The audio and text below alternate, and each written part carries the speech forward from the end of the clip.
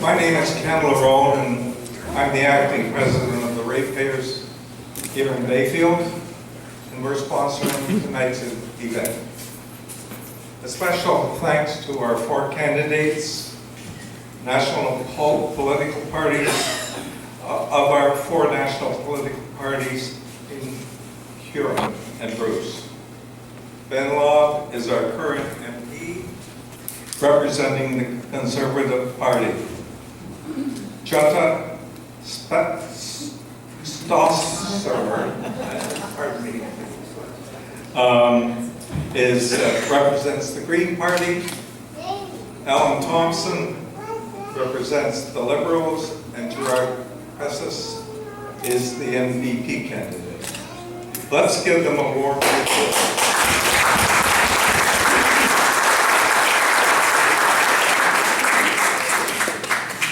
Tonight's candidate meeting will last 2 hours until about 9 o'clock.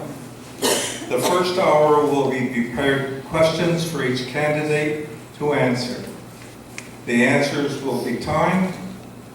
Mary Beth is our timer and will stand up when the time has run out.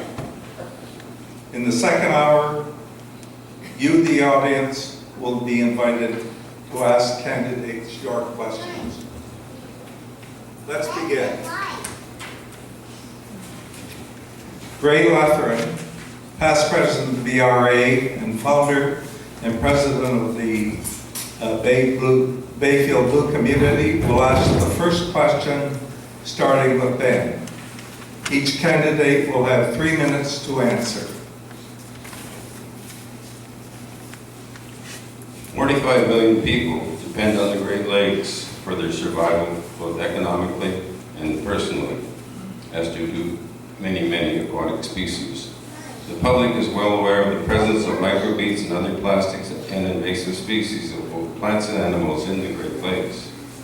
These are compounded by critical amounts of runoff from farmland and inadequate sewage treatment of human and animal waste.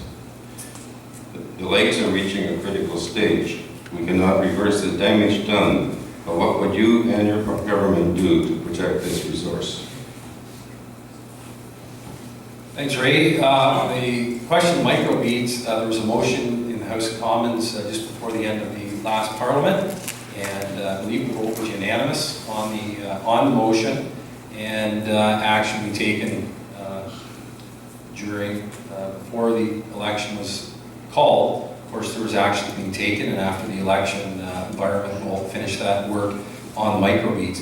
In regards to the quality of the Great Lakes, our government has supported numerous initiatives with the conservation authorities to work with each one. The Usable Bayfield Conservation Authority is a great example, a great partnership. We've likely invested over $400,000 in the last 7 years working on joint partnerships with them. In addition to that, we've done a number of investments up and down the shoreline of Lake Huron. We've invested over $130 million since 2009, and we've done numerous sewer projects. So one example would be the Teeswater and Formosa Sewer Project. That was a great project because they had trace elements of E. coli in Teeswater River, and that's a great project to take the septic systems out of it, the outdated ones, and use a modern sewer system. So there's a great amount that we've done.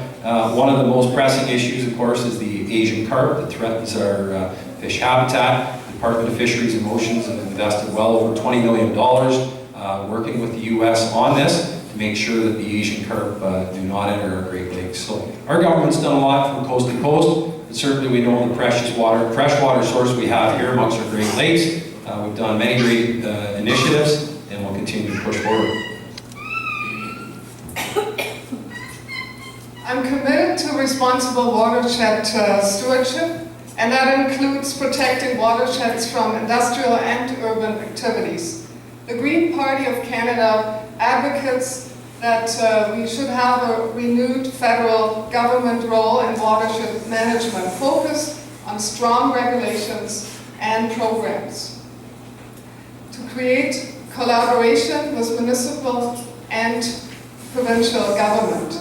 When it comes to our vision for fresh water, the Green Party is clear.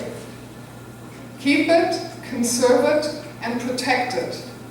Municipalities need stable, predictable funding so that they can invest in critical infrastructure such as sewage, treatment, and better water systems to reduce waste and contamination. I remember going to the Maitland Valley Conservation Authority meeting, and they said they need long-term commitments, not just year to year. To make real impact investments in infrastructure projects, they need to know 10 years in advance to make this happen. I support environmental stewardship by working with provinces to ensure that all livestock waste is recycled safely and that contamination by agricultural runoff is avoided. Plastic microbeads, I hope that the law really goes through as soon as possible. Illinois was the first state who banned it already a while ago. So I would like our country to follow the suit and have better policies to protect our water resources.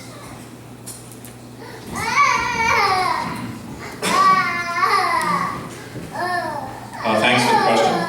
I think all of us who grew up on the shores of the Great Lakes, in this case Lake Huron, realize what a remarkable resource this is, what an important part of our communities. One of the first things I think that a new federal government needs to do is reassert the role of the federal government in being a leader when it comes to the environment, and that has not been the case in the last decade under the Harper government.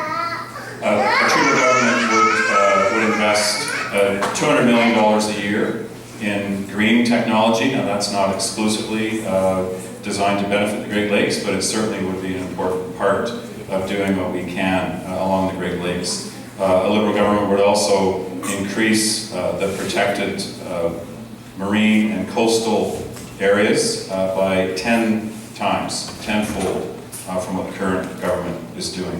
We would also reinvest and reopen a number of the freshwater and ocean research programs that have disappeared or been downsized in recent years. And that includes investments in education, in geomapping, so we really understand what our shoreline looks like, and watershed protection, because the Great Lakes are not just the lakes themselves. The Great Lakes are also fed by the watersheds, and this riding is traversed by 3 major watersheds that are very, very important to that ecology as well. But I think just to underline, the single most important thing is probably a federal leadership role when it comes to the environment, reinvigorating the environmental protection process, which again has been eroded by a decade of a government that I think has given the environment short shrift. Thanks.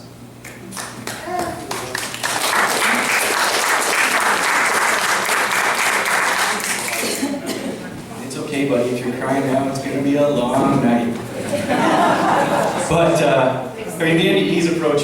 Can I just interrupt for one quick second? Because, quite frankly, I'm just trying to participate in and get informed. If everybody wonders why there's such a low voter turnout, it's because these are very exclusive to young families. We don't all have money. It's not about you. It's about the people around me who have been shooting me out about this as I've been trying to calm it down. There's no place in Huron County to get that sort of information to find out what's happening here. If you look at the media, you'll notice that in Bruce County, the reporters will specifically cite like exactly what the answers were. Here, they just say, oh, these were the topics that were covered, but I don't know anything about any of you guys. And every person I talk to who doesn't vote, it's because they didn't make it to a meeting and they weren't able to access that information. Don't worry about it. So I would like to urge everybody to maybe consider that. And I apologize for, I thought I was making a cute little joke, but I did not certainly mean to single anybody out. But it is a very real concern, trying to get, youth involved in politics, trying to get people that don't vote interested and aware of politics, because, well, as we're seeing, there's people that are left out, and if they're not in the loop politically, all they get is hyper-partisanship, and just this side complaining about that side, talking about, you know, it's so focused on colors and everything that, yeah, a lot of good people are being left out of the process. And so, again, I apologize for the remark. Sometimes I feel like crying out here myself. But back to water here. So, the NDP, and I'm sorry, did that cut into my time? Because I will adjust it accordingly. Okay. Okay. Wonderful. Okay, so the NDP, we've long been very strong advocates for a national water strategy because we have to really start addressing this. I know they always say the best time to do this was 20 years ago, but barring that, let's do this now. And we are also very insistent on trying to make clean water a human right. Everybody has the right to safe, clean drinking water, and if we're looking at the situation even in Northern Ontario, they have deplorable positions, especially First Nations reserves, hundreds, or oil water advisories, and those are Canadians, and we have to start applying the same standards we apply to ourselves to all Canadians because we do have deplorable situations as a country, and it deals with water. Other than that, we also want to treat water as a resource and not as a commodity, and that means banning bulk exports of water from all free trade agreements. That should not be taken place. So water is the next oil, but it's also a current very, very valuable resource that we do take for granted.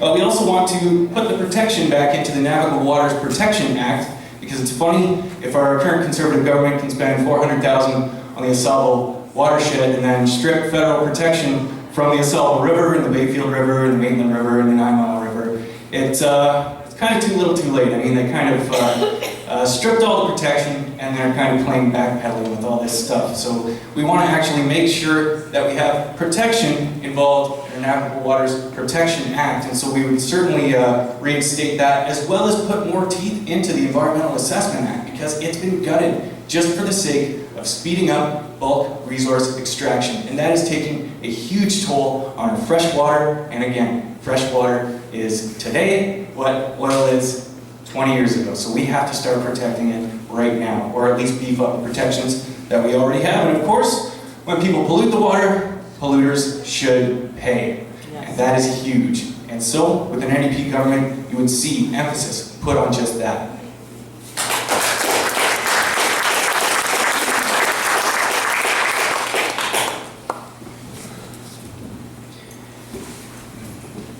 Thank you very much, Ken. I just want to start before I ask the question, and that is I want to thank the Bayfield Town Hall for providing the space this evening and the BRA for organizing this event tonight. My question today is, Blue Water has recently passed a resolution opposing dumping atomic waste in Kincardine in the lake. Do you support or oppose the dumping of this?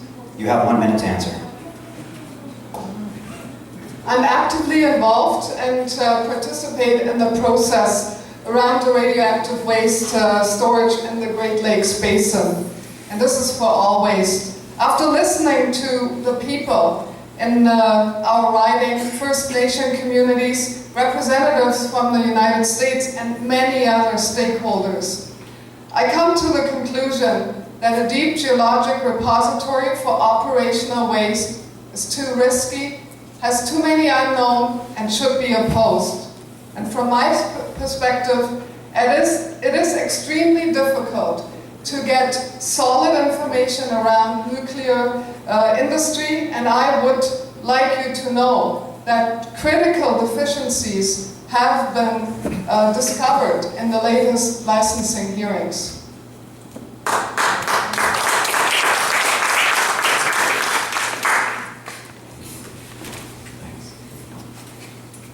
Thanks, Tyler. The DGR is a very controversial subject, and I know it's very important to everyone who lives in this area. On this topic, two things are of utmost importance for me: the continued safety and security of our communities, and my support and my party's support for nuclear power as a safe, clean source of energy and as the economic backbone of our community. Now, back in the spring, the Joint Review Panel released its report on the DGR, and this is the DGR project for the storage of low and intermediate waste. It's a separate project from the storage of the spent fuel, and I think a lot of people do conflate the two things together, and they are two separate projects, and I think we should talk about them separately. And it's the storage of low and intermediate waste that is on the table right now. That's the issue that is closest to hand. The other issue is a fair bit down the road, and we will get to that in due course. If I am given the privilege of representing Huron-Bruce as a Member of Parliament, I will be following this issue very closely to make sure that at every step this project is environmentally sound and ensures a safe and prosperous Huron-Bruce. Well, the NDP approach to this is it's very much a community issue, and it's a matter of how do you find or define rather community. And so we have, I guess, ripples in a pond if you want to think about it that way. Immediately, you know, we have the community directly, the host community, let's say. You know, further than that, you have, say, the county, then the province, etc. But we also have to factor in the community of the Great Lakes as well. And I suppose this goes back to the previous question as well. But it is a very divisive issue, and I think part of the problem is there's a very false sense of for and against. You know, everybody wants the responsible disposal of this waste, but we also have to consider what the alternatives are. I know when they were talking about in Sweden right now, it has the capability to process this, you know, and take down some of the toxicity of it, if you want to call it that. But people were very skeptical about shipping it on the Great Lakes. So we have to be very careful about what we ask for and how we want to do it. And this is still, technology expands every day. And I'm very optimistic that we will be able to find a responsible way to do this.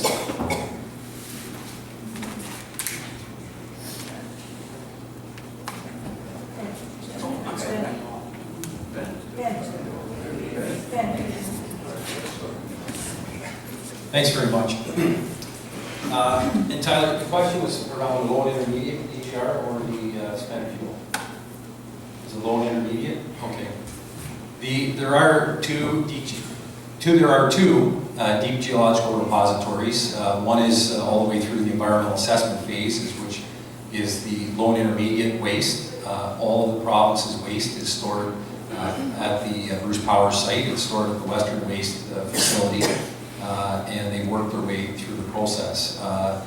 Those that want to believe in science, and not just selectively believe in science, there was over 300-page report that was compiled and completed, and it confirmed that it is safe to store the low and intermediate waste under the ground.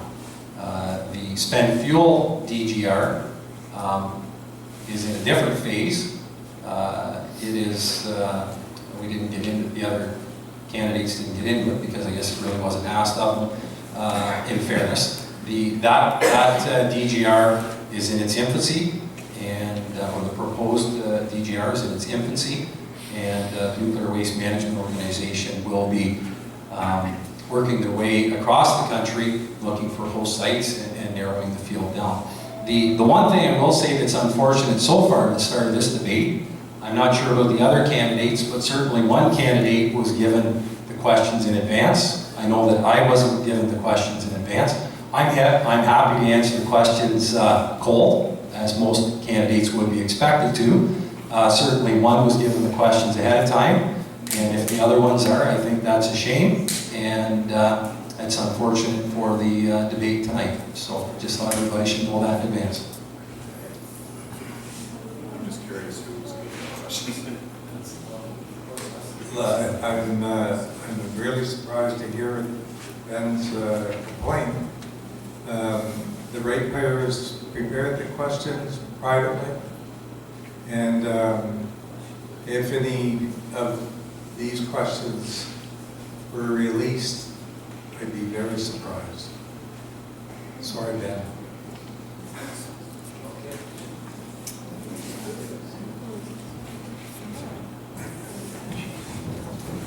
Thank you. For more than a decade, the two top levels of government, being Ottawa and Ontario, have been downloading expenses. At the same time, both have increased their debt. The two tiers of municipal government have found it harder and harder to cope with costs related to old infrastructure like roads, sewers, and municipal buildings. Bluewater, with a population of 7,000, is a good example. Is there anything you can do to help reduce the burden of rising municipal taxes as well as the cost of municipal debt? You have 3 minutes to answer, and I'll go to Alan first. Didn't know that one ahead of time. I think it's a very good answer to that question. I hear about this when I meet with municipal leaders. The burden, for example, of rebuilding such infrastructure as bridges, roads, community centers is enormous, and municipal governments collect a fraction of our taxes. I think it's something like 8 or 10%, and the rest is collected by other levels of government. Justin Trudeau has proposed, and what I think is the most visionary aspect of this election, a $125 billion infrastructure program. That's double what the government is currently spending. And with a high degree of honesty, he has said this will result in a deficit for several years after the election. But this is about investing in our future, in our youth, in our economy.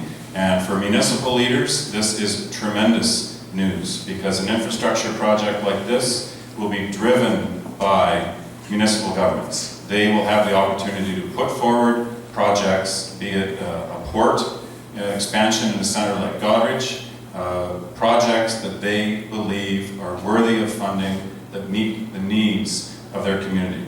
And infrastructure is not just bridges and roads, as important as they are. It's social infrastructure, affordable housing, childcare spaces, libraries, community centers, the kinds of things that I think we did in Centennial Year.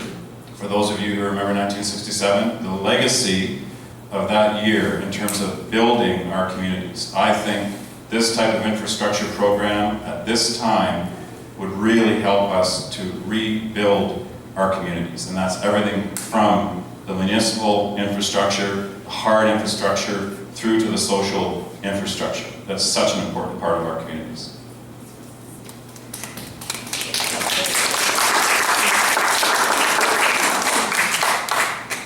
Well, as a reporter who's covered, well, all three levels of politics, I guess, municipal, provincial, and federal, I know that things run downhill, anyways, to put it politely. And in order to address this, I mean, yes, the NDP is very much committed to investing in infrastructure, but how we're going to do that, or how we're actually going to help the increase, because it's easy to say we're going to pay for stuff, and it's hard to, I guess, say exactly how. The NDP approach will be giving another cent from the federal gas tax for municipalities, and I've seen this play out. You know, that gas tax goes to a lot of good things. I've seen roads being built because of it. I've seen new sewer lines put in because of it, new wastewater, everything.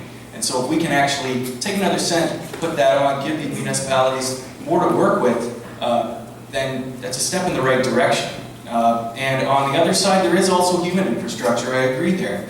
And with the NDP, I mean, the way we would approach it is from the people up. You see a lot of problems at the county level because they're responsible. They have a lot of obligations as far as you know, dealing with social assistance, dealing with affordable housing, things like that. And with the NDP government, what we want to do is invest in things like long-term care. Because right now, we have county staff that are overworked. They're spread way too thin. And that's a huge drain on the municipality. And it's a huge drain in the community as well. It's a very big stressor for families and for people in that care. And so really, you know, if we can invest in the humans themselves and the people themselves, then that would pay dividends, not only in you know, quality of life, but also just, if you want to make it dollars and cents, long-term savings in health, which would, in effect, allow a lot more people to take part in the economy, allow a lot more people to take part in their communities, increase your tax base, and there you go. You have a lot more of the critical infrastructure, you have a lot more of the physical infrastructure, and you have the happy, competent population to be able to utilize that infrastructure.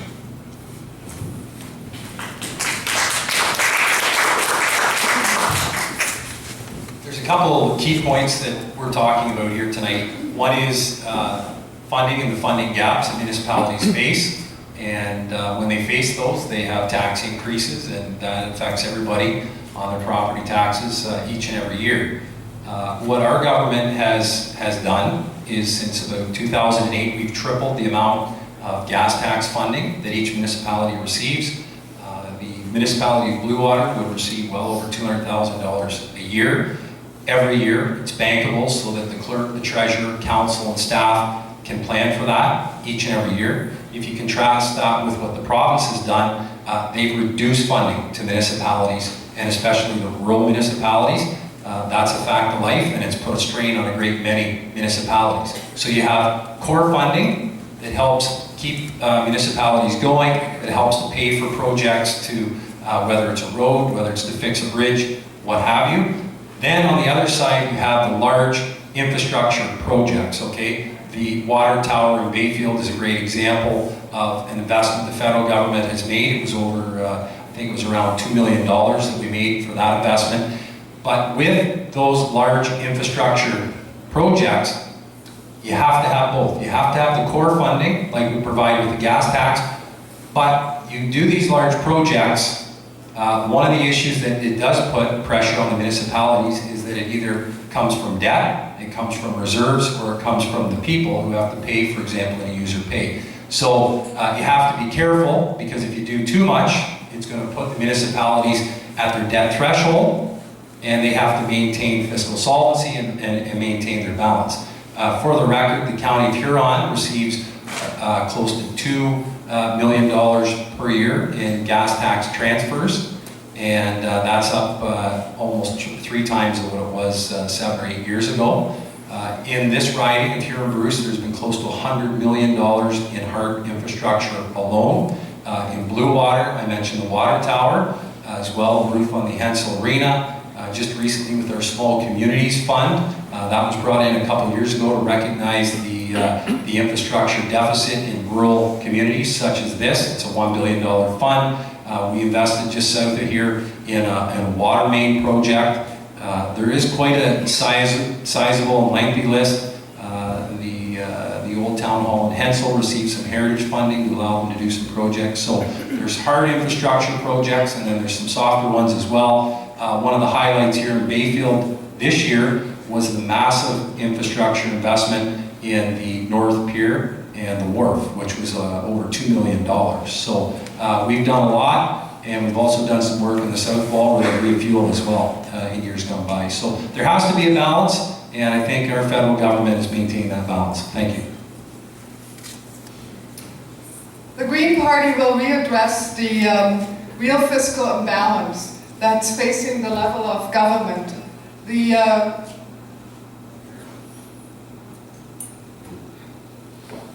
According to the Federation of the Municipalities, Canadian Municipalities, 50% of our taxes is spent for federal programs. 42% goes to the province, and only 8% goes to the municipalities. Taxes are collected disproportional at the wrong level. So we need to, how do we finance our critical needed infrastructure? So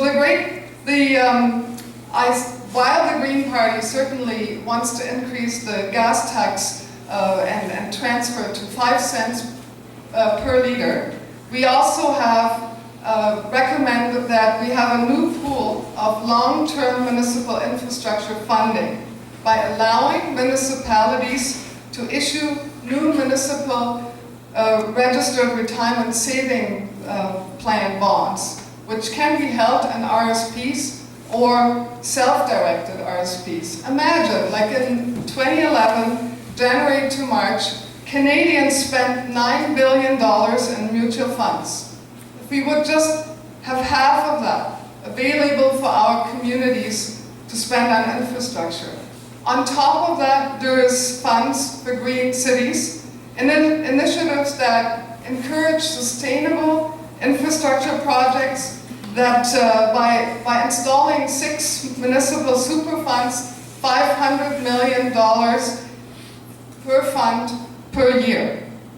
So we are committed to give also 1% of the GST back to the municipalities for infrastructure projects. I believe that by doing this, we address the shared challenges and ensure more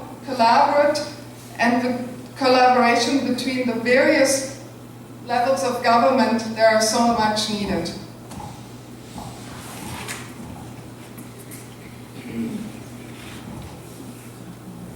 Thank you, Ken. First of all, I'd like to apologize to the candidates.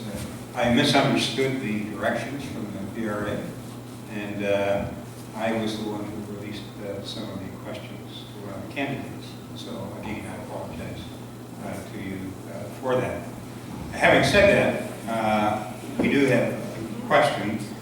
Another one very similar to question number one, and it's on the environment, but on a broader global basis. Canada has had a reputation globally for protecting the environment, which seems to have been diminished over the past decade. And I ask each one of you and your parties what you would do to restore that reputation.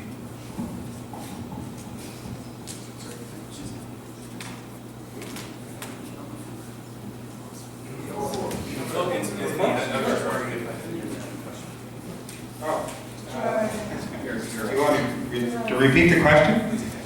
Again, Canada has had an extraordinary reputation on a global basis as being a protector of the environment. That reputation has declined over the last decade, and I ask you and your party what you would do to restore that reputation. Well, we would, first and foremost, we would attend Paris with confidence and with a plan. We would actually have to show up and say, hey, we want to commit to something. Because right now, we're just seeing buying time. We're going to reduce our levels by this amount, by this time. It's not working, so okay, let's raise the bar in the long term and lower the bar in the short term, and hopefully people fall for it.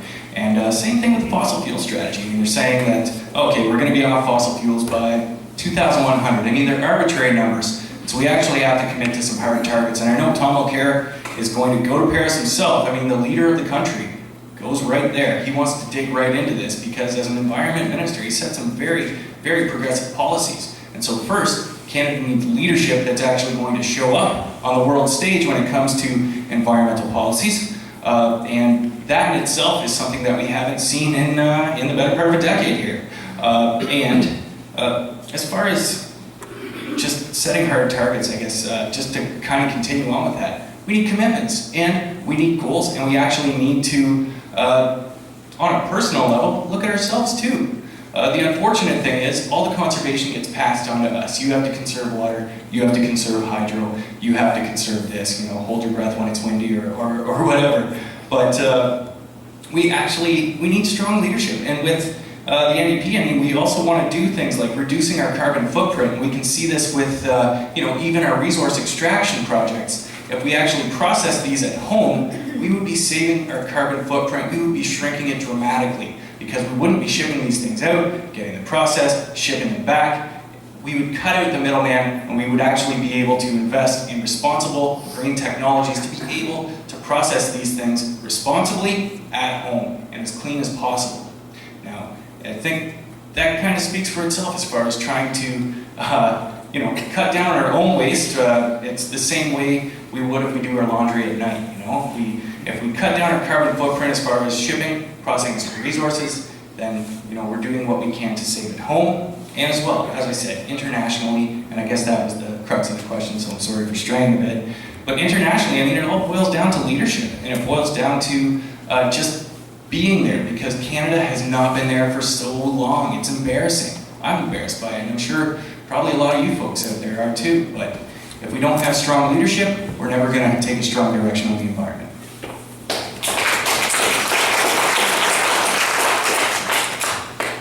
Thanks very much. I think we go back and we look back at the beginning with Kyoto, and there was great fanfare, I'm sure, among some. And really, what happened? Emissions went up 30%. And yes, people went, and yes, they signed on, and no, nothing happened. And that's because when you have the rest of the developing economies and the developing nations polluting, to go to Copenhagen or to go to Paris or to go to Kyoto, it accomplishes nothing unless all the world's major emitters sign on. Yes, we can feel great as Canadians going to a conference and signing on, and then having to compete with all the countries that didn't sign on and put one hand behind the back of our manufacturing and industrial sector, where the Prime Minister's had a principled approach right since the beginning, saying, let's all sign on. And when we're all prepared to sign on and meet our targets, then let's really tackle the problem. But when other countries, and we don't need to name them, are building more coal-fired plants every minute than this country has, that's a problem. That is a real problem. We've had a pretty good working relationship with the United States on fuel efficiency regulations on vehicles. That's been a huge success. We've curbed nitrous oxide, sulfur dioxide emissions. That's been a big success. There's balance. Greenhouse gas emissions have actually reduced since 2005 by over 3%, while our economy grew by over 12% to nearly 13%. There's a lot of success stories out here, folks. The media doesn't always record them, and that's fine, but our record on the environment has been quite sound. Even if you look at the environmental assessment, the Canadian Environmental Assessment process, we've streamlined it. We've taken out, in the past, you had to do an environmental screening, and I mentioned this in the last debate. You used to have to do an environmental screening and use up valuable resources from Environment Canada to place a cedar bench in a national park. And I'm not making this up, you can look at it on the internet, right on Environment's website. We've cut out those environmental screenings, we've recalibrated those resources so that we can do the big important projects that need to get done and need to get done on time in a serious manner. It used to take over a decade to get an environmental assessment done for a hydroelectric project. Who wants to do business in Canada if it takes 10 years? That's green energy, and yet it takes 10 years, the regulatory burden. It doesn't make sense. We want to put the resources to cut that time down so we can get green energy. Renewable energy, such as hydroelectric. So those are a few examples. We could talk all night on it, but there's a couple for you. To add to that list, there's solar, there's biogas, biomass, many other renewable energies. So the Green Party understands that economic success is linked to a healthy environment. And previous changes to the Canadian environmental law have largely removed federal environmental oversight on industrial activities. Canadians are giving up their constitutional authority for the environment to accommodate big industries. For example, we are down to 162 federal protected waters because of the omnibus budget bill from 2012. Canada has lost its way, and great leadership is needed to get our country back. Earlier generations grew up with the aphorism, waste not, want not. Our generation seems to embrace shop till you drop. On solid waste, we are #1 in the world. We think we are green because we have a blue box at the curb. The green goal is zero waste. That means shifting from thinking of waste as a problem to waste as a resource. Canada's failure to manage waste properly represents a huge loss of resources and revenue. We proposed the national phase-out of the use of landfills for the disposal of unsorted waste. Climate action is definitely the biggest challenge and the biggest opportunity in Canada that we ever faced. Our country needs to embrace a national plan with clear targets, that we all commit to. Our plan is to transition to a fossil-free economy by mid-century. We are calling for 80% carbon reduction below 1990 by 2050. Implementing carbon fee and dividend as a national program will bring us on the right track to success. Green MPs will fight to restore Canada's reputation as a nation that makes us proud, and at this pivotal time in human history. This election, we will take our country back and be Canada again.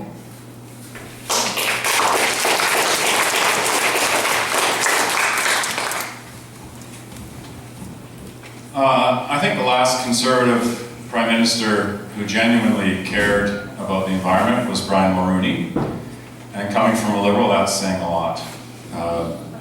Ben, I just think it's ridiculous to say that we cannot make any progress on an issue like climate change until everyone else in the world agrees.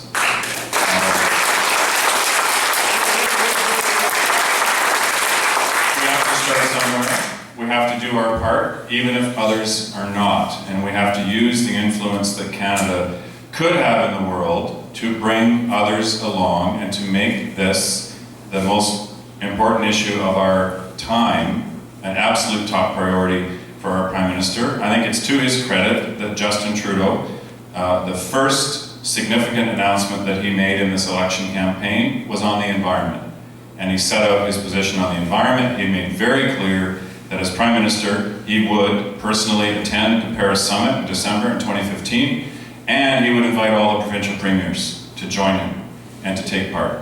And I know your party thinks meetings with provincial premiers are also a waste of time, but I think we have to start somewhere. It takes leadership. We have to set national carbon reduction emission targets. The word national means somebody who runs this country has to take a leadership role, set those targets, invite provinces to take part, find ways to work together with the provinces to tackle climate change. We can look at other measures on this front as well. Justin Trudeau has talked about hundreds of millions of dollars that would be invested in green technology. Canada could and should be a leader in the world in innovating in green technology, and we're not. It's an area that we've walked away from. It's an area that we could make much more significant investments. We've got to start with simple things like our young people. We have to remind people how important it is to enjoy nature. We would make admission to Canada's parks free for everyone for 2017, for the 150th anniversary of Canada. Let's invite everyone to get out and spend time in our parks. And after that, for another year, everyone who's new to Canada and didn't have a chance to take advantage of that in 2017, it would also be free for them. We need to do more. This is probably the most pressing issue of our time, and I think sitting back and saying, we can't do anything about this until everyone else in the world agrees, is just not leadership.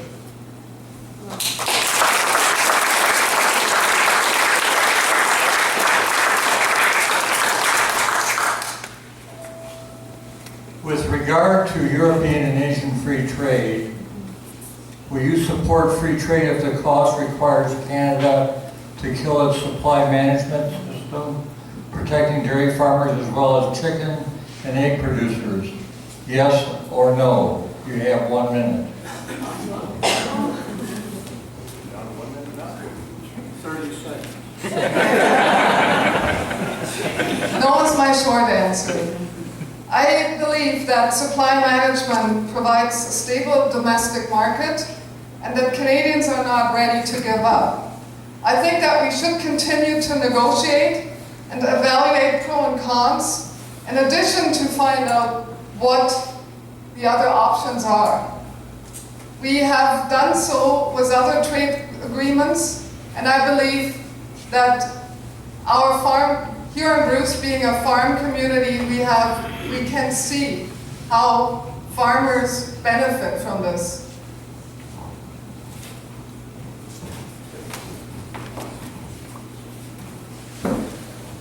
I'm afraid I'll have to disappoint you. I think these things are too complicated for yes or no answers. There isn't a simple yes or no answer. I mean, Ben might have one because his government is at the table and knows what's going on inside these trade negotiations, so maybe there is an answer, actually, about what Canada is willing to trade away in order to join the Trans-Pacific Partnership. None of the rest of us know what's going on inside those trade negotiations. They're highly secretive. But I still believe in the broader sense, joining a trade partnership like that is critical to Canada. I think we have to pursue those negotiations. And we somehow have to find a way to square the circle and not give away what we have and what we cherish in order to join that partnership. And that is, I guess, the nature of negotiation and statesmanship and having the kind of leaders who can manage to pull that off on the world stage. It won't be easy. Everyone knows there are challenges to supply management. I think we need to do everything we can to protect our system of supply management while continuing to negotiate to join partnerships like the TPP. No. The NDP's stance is crystal clear on this. Take supply management out of free trade agreements. Our farmers shouldn't be used as bargaining chips. If we have a strong dairy, if we have strong poultry industries, I mean, you got to think of the spillover effects too. I mean, this also affects our feed producers as well. And for all the talk of opening up great markets, look at what CETA did with the cheese industry. It was supposed to be this great gift from God for Canadian farmers, and all of a sudden they're bogged down in tariffs. And so it's short-sighted trade agreements for the sake of, oh, we're going to make a quick buck here. But they don't ever think about the long term, and Canadian farmers suffer as a result. So absolutely not, we'll take that out. And, well, I could go on, but they're not supply management related. But yeah, with the TPP, this government is bent on making trade agreements that benefit everybody but Canada. You know, you look at the most recent announcement about Harper saying the auto industry won't like the TPP either. 26,000 jobs at risk, you know, just because we want to sit at the table with the big boys. And I don't think that's leadership. I think that's just one-upsmanship.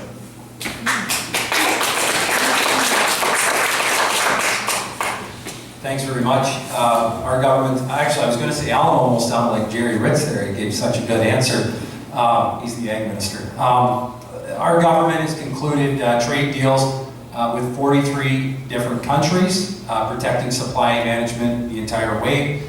The mere notion from the national media or any other, I don't think there's any political parties that are out saying this, but certainly some of the national media have alluded to this, is farcical that a trade deal would end supply management. It's not going to happen, and it's never going to happen. We've demonstrated time and time again, you can conclude a good trade agreement to reduce tariffs with countries, by the way, we're already trading with, that benefit our cash crop farmers, our beef producers, our pork producers, while at the same time protecting our domestic interests with our supply managed sectors. Those groups and organizations are at the table with international trade. They're providing input. And by the way, most of the people who are supply managed farmers have cash crop as well. So when you look at some of the tariffs on some of the beans we're harvesting at this very moment, some of them, for example, with Korea, were over 400%. And if you take a look at the deal we did with Canada and Korea, it's a huge benefit for us for cash crop, pork, beef exports, the world around. So these trade deals are great, and it's bringing dollars right into our local economy.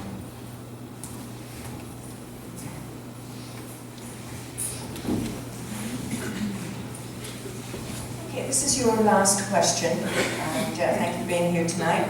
Water is a right to life, and the Bayfield Blue community champions that belief. That's why you can get bottled water on the stage, by the way. What will you do to stop a major corporation like Nestlé's and others from exploiting Canadian water from our aquifers virtually for nothing? They sell it back to Canadians at a huge profit, as well as ship it to other countries as part of the North American free trade deal. Can we save our water in the Great Lakes as well as our aquifers? You have 3 minutes. Thank you.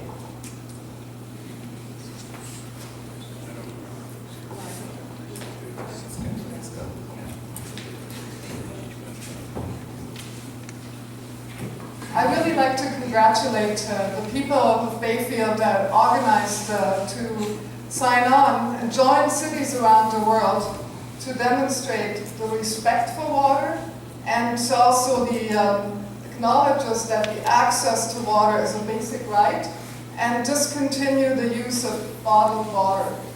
When we realize that it takes 3 liters of water and half a liter of oil to produce a bottle, then we probably will all might adjust our habits.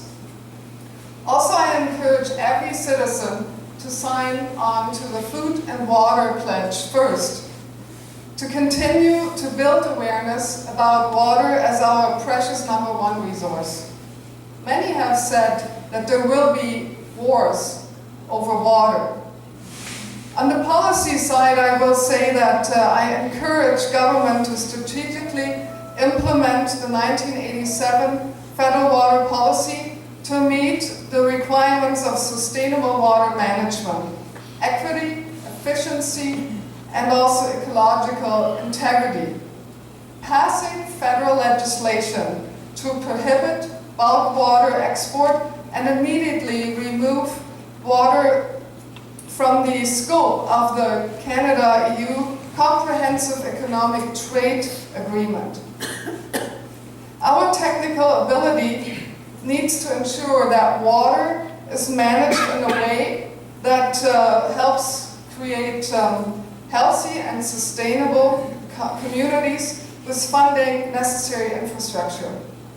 Development of ground-to-glass drinking water protection strategies, and especially source water protection, watershed restoration, and community-based conservation.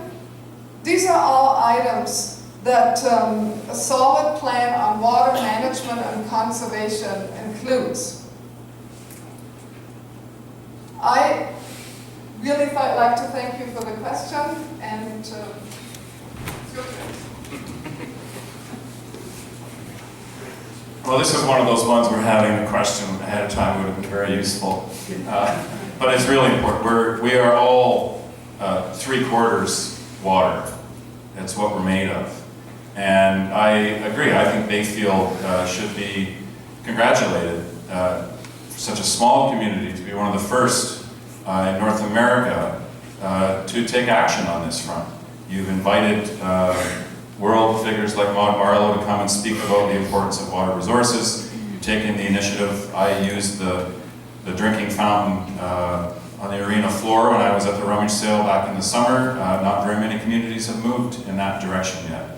I think you're taking important first steps, and I agree this is a precious resource, and I think we need leadership at the national level to make sure that we don't squander that resource, and particularly that we don't allow others to take advantage and to tap into Canada's remarkable freshwater supply.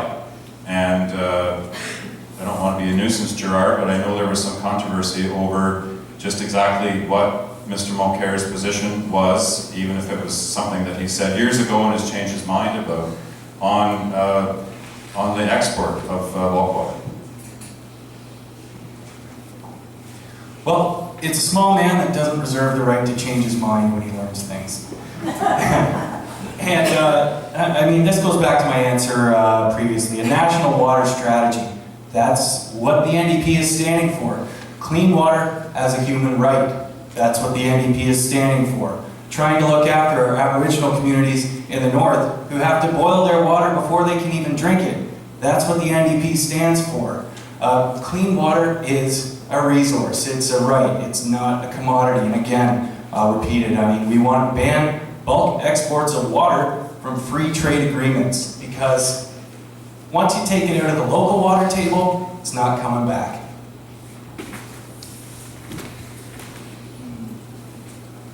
Thank you.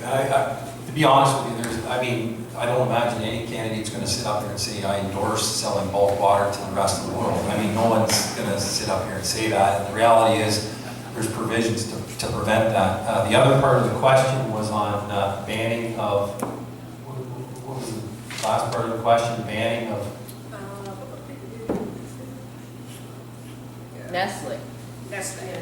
Banning Nestle from selling water bottles, bottled water in stores. Yep. That one, I think we're a long ways off from banning them to sell water. If you're going to ban that, you've got to ban vitamin water, you've got to ban Gatorade, you've got to ban Coca-Cola, Pepsi, ginger ale. Let's not forget everything else. It sounds good, but in reality, it's not likely to happen. In addition to that, you'd also be supporting banning water coolers in the business environment as well. So I think we need to be realistic and balanced on this stuff. And if you go so far, I didn't necessarily hear any of the other candidates say that they were endorsing a banning on water bottle sales either. But I think you have to be realistic in what your expectations here are.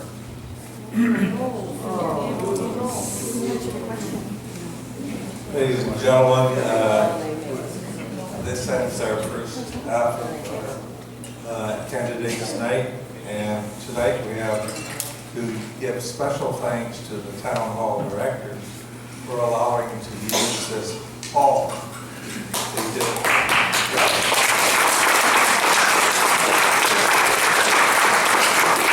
For the second half, excuse me, for the second half of our meeting, I'm going to call on Dave McLaren to take questions from the audience on an individual basis.